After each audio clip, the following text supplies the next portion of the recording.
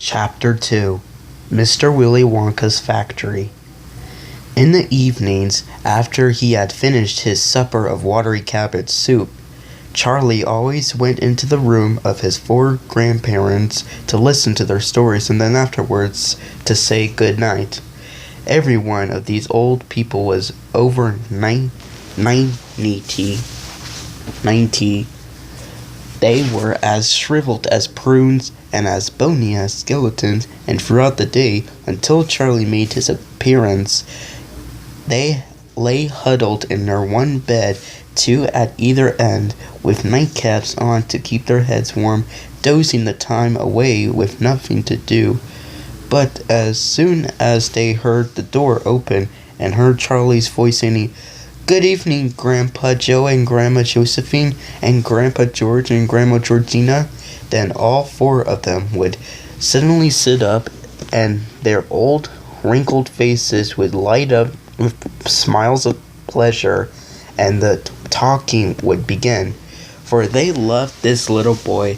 He was the only bright thing in their lives, and his evening visits were something that they looked forward to all day long.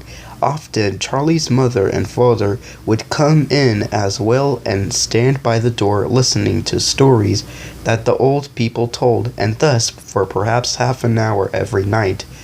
This room would be a happy place, and the whole family would forget that it was hungry and poor. One evening, when Charlie went in to see his grandparents, he said to them, "Is it really true that Wonka's chocolate factory is the biggest in the world?" "True?" cried all four of them at once. "Of course it's true. God heavens, didn't you know that it's about 50 times as big as any other? And is Mr. Willy Wonka really the cleverest chocolate maker in the world?"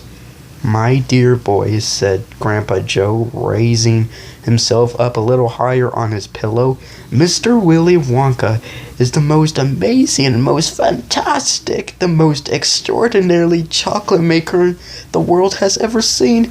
I thought everybody knew that." "I knew he was famous, Grandpa Joe, and I knew he was very clever." "Clever!" cried the old man. "He's more than that. He's a magician with chocolate. He can make anything he wants. Isn't that a fact, my dears?"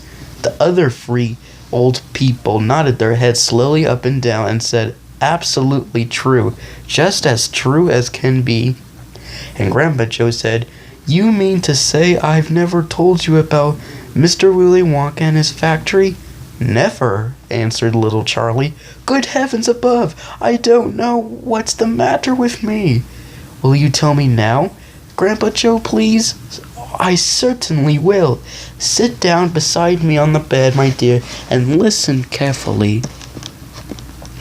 Grandpa Joe was the oldest of the four grandparents. He was 96 and a half, and that is just about as old as anybody can be.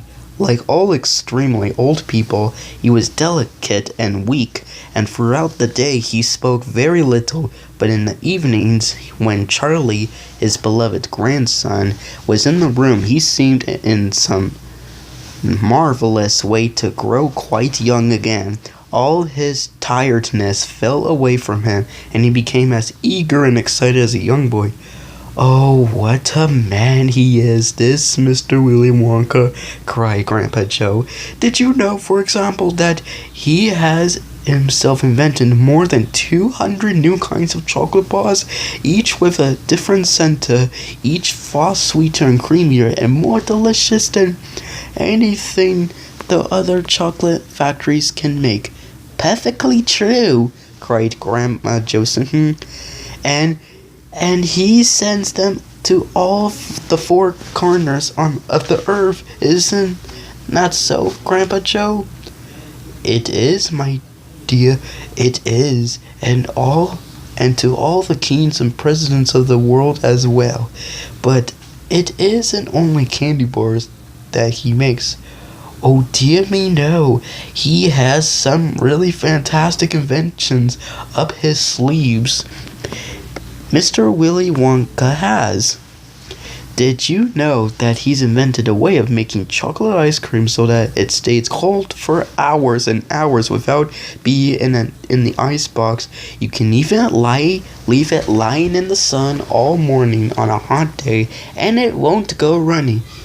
But that's impossible, said little Charlie, staring at his grandfather. Of course it's impossible, cried Grandpa Joe. It's completely absurd, but Mr. Willy Wonka has done it. Quite right, the others agreed, nodding their heads. Mr. Wonka has done it. And then again, Grandpa Joe went on, speaking very slowly now so that Charlie wouldn't miss a word. Mr. Willy Wonka can make marshmallows that taste of violets and rich caramels that change color every 10 seconds as you suck them, and little feathery sweets that melt away deliciously the moment you put them between your lips. He can make chewing gum that never loses its taste, and candy balloons that you can blow up to enormous sizes before you pop them with a pen and gobble them up. And by a most secret method, he can make lovely bluebirds' eggs with black spots on them. And when you put one of these in your mouth, it gradually gets smaller and smaller until suddenly there is nothing left except a teeny little pink sugary baby bird sitting on the tip of your tongue. Grandpa Joe paused and ran the point of his tongue slowly over his lips. It makes my mouth water just thinking about it, he said. Mine too, said little Charlie, but please go on. While they were talking, Mr. and Mrs. Bucket, Charlie's mother and father, had come quietly into the room, and now both were standing just inside the door listening. Tell Charlie about that crazy Indian prince, said Grandma Josephine. He'd like to hear that. You mean Prince Pondicherry? Said Grandpa Joe, and he began chuckling with laughter. Completely dirty, said Grandpa George. But very rich, said Grandma Georgina. What did he do? Asked Charlie eagerly. Listen, said Grandpa Joe, and I'll tell you.